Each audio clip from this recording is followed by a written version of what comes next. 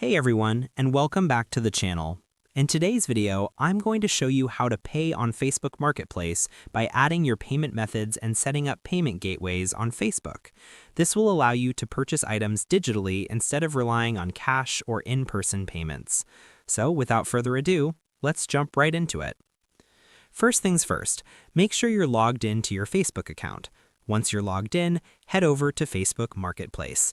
You can do this by clicking on the Marketplace icon on the left-hand side of your screen. This will take you directly to the Marketplace homepage where you can browse listings. Now, once you're inside Marketplace, look toward the top left corner of the screen. You'll see a small gear icon there. Go ahead and click on it. This will open up your Marketplace settings menu. From the drop-down options, select Seller Mode or your business profile if that option appears for you. Enabling Seller Mode is important because it unlocks additional settings, including payment options. After clicking this, Facebook will redirect you to your account settings page. On this page, look for Payment Settings and click on it. This is where you'll be able to add and manage your payment methods.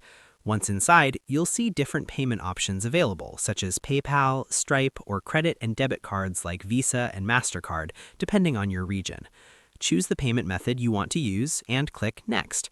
From here, Facebook will guide you through the setup process. Just follow the on-screen instructions, enter the required details, and confirm your payment method. Once completed, this payment option will be linked to your Facebook account. After your payment method is added successfully, it will automatically appear as an option whenever you purchase an item on Facebook Marketplace that supports digital payments.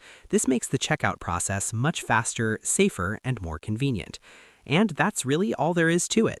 You've now successfully set up payments on Facebook Marketplace and can start buying items digitally with ease.